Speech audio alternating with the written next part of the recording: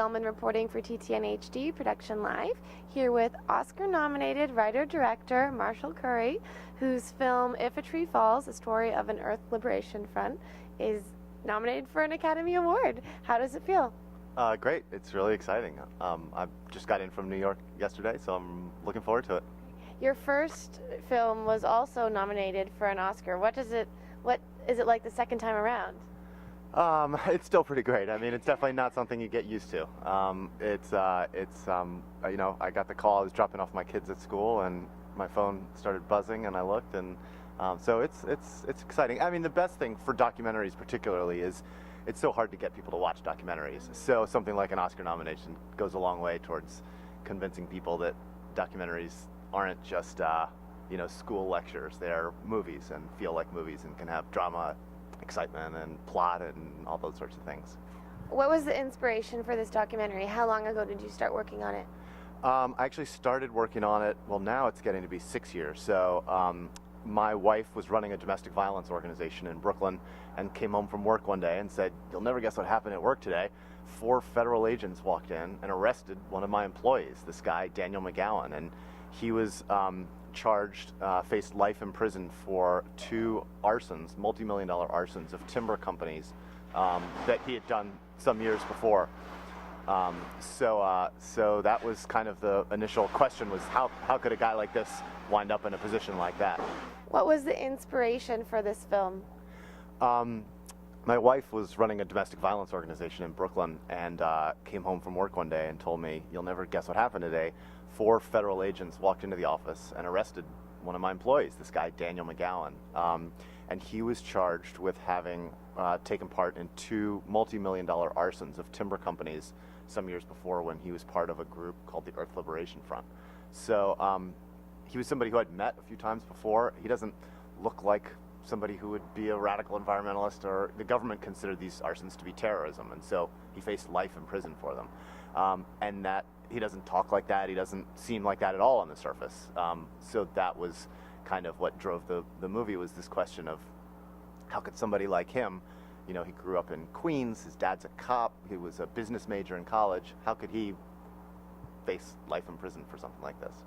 For someone who may not have seen the documentary, can you give me a brief synopsis of it? Sure. So part of the movie follows this guy's story from the time he was arrested until the time that he ultimately goes to prison. But most of the movie is kind of the backstory. So it looks at his personal coming-of-age story of how he got involved in environmentalism and became very radicalized, and how we also spend a lot of time with the arson victims and the police and the prosecutor. So there's a cops and robbers story in there too, of how they were able to crack the group and finally do this nationwide roundup of these folks.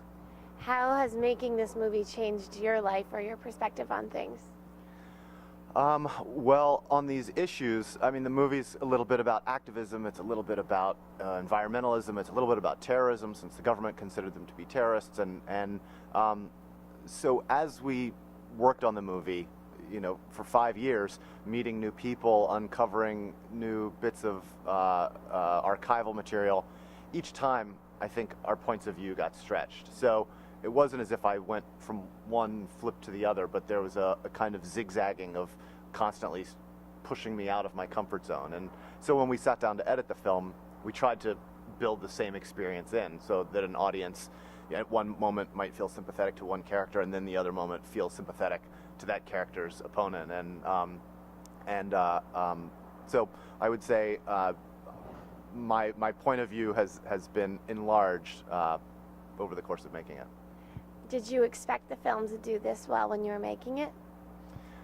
No. I mean, you can never expect something like this. It's always a surprise and a thrill. So you spend a lot of time making documentaries and putting them out into the world, and it's probably like having children and turning them loose. You don't expect them to become president, although you hope, you know, you love them and you hope, but you never know. What's next for you? I've just started a documentary about Lennox Lewis, the former boxing heavyweight champion. And I've also been working recently on the PBS broadcast of another film that I made around the same time as If a Tree Falls.